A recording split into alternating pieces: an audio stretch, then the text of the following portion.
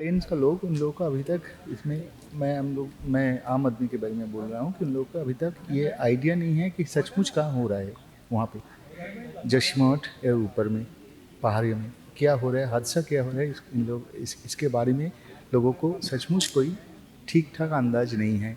तो हम यहाँ से जाकर वो मैसेज देना चाहते हो कि सचमुच क्यों बंगाल के लोगों को भी इसको लेकर सोचना चाहिए कि ये उन लोगों के साथ दूसरे टाइम में हो सकता है अगले। तो आपको क्या कहना है कि सचमुच ये सिर्फ पहाड़ का समस्या है कि या बंगाल में भी मतलब प्लेन्स का लोगों को भी they are also going to face same kind of situations in near future? सबसे पहले तो ये समझना होगा कि गंगा उतनी ही बंगाल की है जितनी उत्तराखंड की है। इसलिए गंगा की सुरक्षा जो है वो हम सबकी जिम्मेदारी है। ठीक है, अब धीरे धीरे ये पहाड़ दरक रहा है, स्लाइड कर रहा है। और ये बहुत ही एक महत्वपूर्ण शहर है। यहाँ से रास्ता निकलता है बद्रीनाथ के लिए और हेमकुंड साहब के लिए। यहीं पर आदि शंकराचार्य ने पहला अपना मठ बनाया था, ज्योतिर्मठ, जिसकी वजह से उसका नाम है जोशी मठ। यहाँ से 2 सड़कें जाती हैं इंडो चाइना बॉर्डर तक। इसलिए इस शहर का स्थायी रहना बहुत ज़रूरी है। और जैसे मैंने कहा कि ये गंगा केवल उत्तराखंड की नहीं है, उसी तरह जोशीमठ के साथ भी, क्योंकि वो बॉर्डर से भी जुड़ा है, वो बद्रीनाथ और हेमकुंड साहब से भी जुड़ा है, और ज्योतिर्मठ भी यहाँ पर है। तो उससे बहुत से भारतवासियों का एक श्रद्धा के तौर पर जुड़ाव है। तो जोशीमठ स्थिर रहे, ये हम सबकी जिम्मेदारी होनी चाहिए। उसमें बंगाल के लोग भी अपनी आवाज़ उठाएं, उत्तराखंड के लोग भी उठाएं। जहाँ भी भारतवासी इन बातों की चिंता करते हैं, उन सबको ये आवाज़ उठानी चाहिए। जिस तरह हम लोग यहाँ पर बैठकर जब आपके सुंदरबन में समस्या होती है तो हम यहाँ से आवाज़ उठाते हैं कि सुंदरबन सिर्फ बंगाल का नहीं है, पूरे देश का है, और हमें भी गंगा जोड़ती है हमारे इलाके को बंगाल से।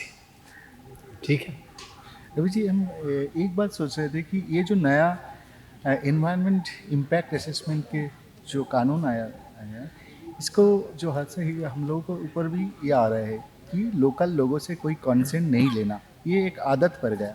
इसके बारे में आपको क्या कहना है? जो कैपिटल सेंट्रिक डेवलपमेंट चल रहा है, इसमें लोकल लोगों का ओपिनियन का कोई जगह नहीं है, ये हम देख रहे हैं।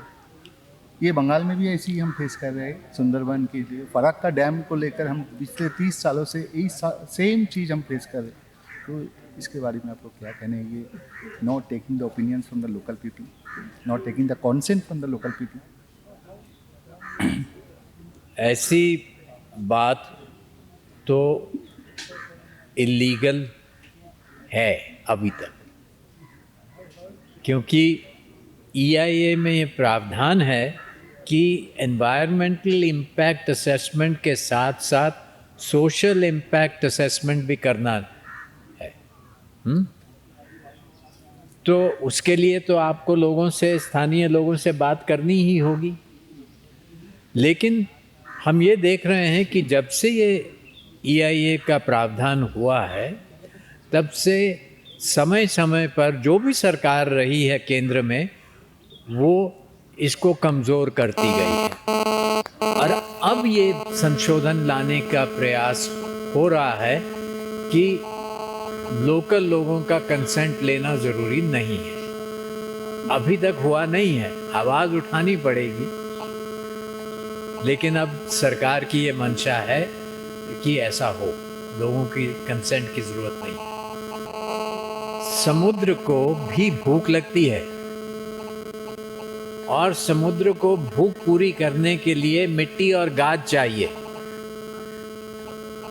अगर आप बांध बना देते हो या लिंकिंग ऑफ रिवर्स कर देते हो और वो जो हिमालय की गाद है वो कहीं और चली जाती है, वो बंगाल की खाड़ी को नहीं मिलती है, तो वहाँ जो समुद्र है वो बेचारा भूखा है। तो वो क्या करता है कि जो आपके छोटे छोटे टापू हैं वो खाता जा रहा है उसको, और लोगों की ज़मीन जो है वो ख़त्म होती जा रही है। ठीक है ना? ये बात समझना बहुत ज़रूरी है। कभी आपको मौका मिले तो आप नक्शे को देखिए। आपने शायद देखा होगा कि जो बे ऑफ बंगाल का नक्शा है, जो भारत का जो साइड है, उसमें बहुत छोटे छोटे छोटे बहुत सारे टापू हैं। बांग्लादेश का साइड देखिए, जहाँ पर नदी का सारा गाद आ रहा है, वहाँ तो बड़े बड़े आइलैंड्स हैं। इसी कारण तो हमारी कोशिश ये होनी चाहिए कि जितने भी ये बांध वगैरह बने हैं जो गंगा के गाद को पीछे रोक के बैठे हैं, अब परिस्थिति ये आ गई है कि गंगा शायद फरक्का को पार करके सीधे ही बांग्लादेश में चली जाए। It will not come down this way. National riverways का वहाँ की जो नदी के अंदर और नदी के तट पर जो जैव विविधता है उस पर तो असर पड़ेगा, और लोगों के जो मछुआरे हैं उनके जीवन पर तो डायरेक्ट असर पड़ेगा, और वो पड़ भी रहा है शायद। तो मैं जो थोड़ा बहुत जानकारी है मेरे पास आपके इलाके की, तो उससे तो ऐसे लग रहा है कि मछुआरे अब मछली पकड़ना छोड़कर अब वो रेत इकट्ठी कर रहे हैं। Sand mining is replacing fishing in your area, am I right? जो डिस्प्लेस होने का शुरुआत हुआ था वो तो हम लोगों को लग रहा है कि सबसे पहले मछुआरे ने डिस्प्लेस हुआ, एक एक करके बात पड़ी योजना आए। इसलिए हम लोग बार बार ये जब बंगाल से यहाँ उत्तर में आते हैं तो हम लोग कहते हैं कि उत्तरवासी हमारी पानी और मिट्टी को छोड़िए।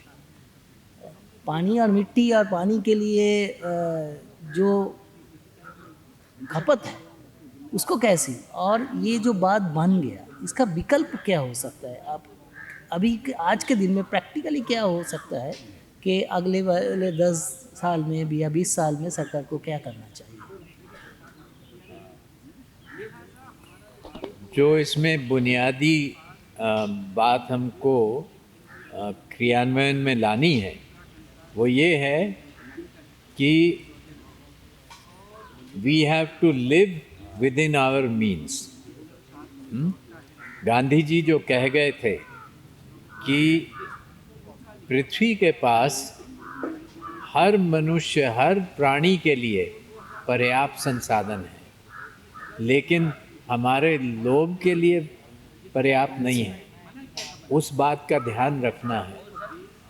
हर जगह पर वर्षा होती है, धूप निकलती है, और हमको अगर कुछ भी अनाज चाहिए तो हमें अपनी धरती पे मिट्टी चाहिए, उस मिट्टी पे वर्षा होनी चाहिए, और फिर पानी बरसना चाहिए। ये 3 चीज़ें ईश्वर ने हमें पर्याप्त मात्रा में दी है। तो ये बुनियादी चीज़ जो है इसमें तो कोई कमी है नहीं। कमी हम लोग पैदा कर रहे हैं अपने स्वार्थ के लिए। तो इस बात पर अगर ज़्यादा से ज़्यादा लोगों को ध्यान आकर्षित करें तो मुझे लगता है कि हम सब एक समान रूप से संपन्न भी हो सकते हैं। ये नहीं कि एक आदमी दुनिया का सबसे अमीर आदमी हो जाए और बाकी लोग गरीब बैठे हुए हैं। समानता पूर्वक अच्छा जीवन जीने की के संसाधन इस देश में बहुत हैं। इसीलिए इस देश को सोने की चिड़िया कहते थे। जी, अब तो मेरे ख्याल से हो सकता है कि पिछले 40 साल से आप इस मुद्दे को लेकर काम कर रहे हैं।